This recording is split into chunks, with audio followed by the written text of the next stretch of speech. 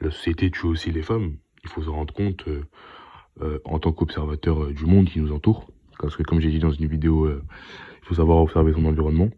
La société tue aussi les femmes depuis la racine en leur disant que en tant que femme, tu dois toujours jouer le rôle de victime, de petite fille sage qui n'est bonne qu'à suivre le mouvement. On leur dit que pour être belle, il faut se tartiner le visage de maquillage et faire des filtres ou des Photoshop pour cacher leur vrai visage. Donc forcément, elles ne se sentent pas belles au naturel. Et au fur et à mesure qu'elles grandissent, on leur vend le corps parfait on leur vend le corps parfait sur Instagram et des faux produits qui bombent les fesses pour leur faire croire que les résultats viendront rapidement. Donc on joue avec leur complexe et leur naïveté pour les pousser à consommer. Donc société de consommation te pousse à consommer et à complexer sur toi en fait. En donnant telle ou telle image de la femme, avec notamment maintenant on essaie de donner on essaie de mettre en avant les femmes grosses pour dire ouais assumez-vous comme vous êtes, alors qu'en vrai on sait très bien qu'elles souffrent parce que dire à une personne t'as aucune honte d'avoir ce corps-là, alors que la personne risque d'avoir des problèmes de santé dans sa vie, c'est ce qu'on appelle la manipulation de masse en fait. On essaie de faire croire aux femmes grosses que vous assumez-vous, rondes et fières, etc. Mais en vrai de vrai, elles ont envie les femmes qui ont une taille fine. Et elles-mêmes, elles veulent changer. Je suis sûr qu'au fond d'elles, c'est le cas. Rondes et fières, ça n'existe pas. Tu risques d'avoir des problèmes de santé si tu continues à pas prendre soin de ton corps. On peut pas mettre en avant des gens qui ne prennent pas soin de leur corps et en leur disant que oui, c'est bien, soyez fiers de votre corps. Alors qu'au fond d'elles, elles savent.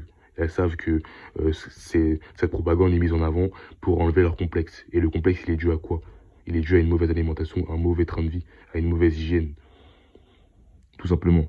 Donc, il faut arrêter de retourner le cerveau des gens pour faire croire que être rond aujourd'hui, c'est bien.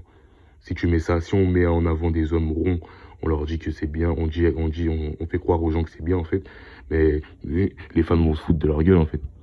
On va dire ouais les mecs ils sont gros, ils sont fiers d'être gros, non non non. Et quand c'est l'inverse, évidemment non, tu dois m'accepter comme je suis. Bah écoute, voilà pourquoi les différences hommes-femmes, voilà pourquoi on sera jamais égaux, tu vois.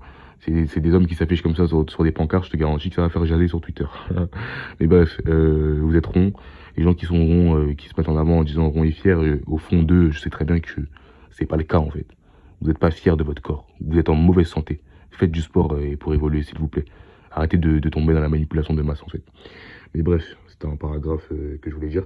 Du coup, bah, complexe et leur naïveté les pousse à consommer. Donc voilà, société de consommation pousse à consommer, à composer sur toi en te montrant une façade qui n'est pas réelle, qui ne reflète aucunement la réalité, bien entendu.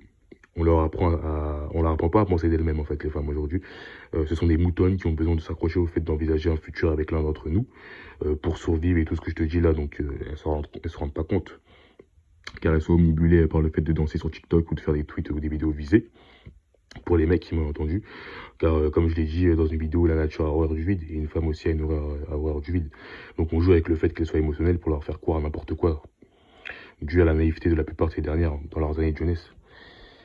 Et voilà, quand certaines ont la décence d'en prendre conscience, il est déjà trop tard car le temps joue contre elles.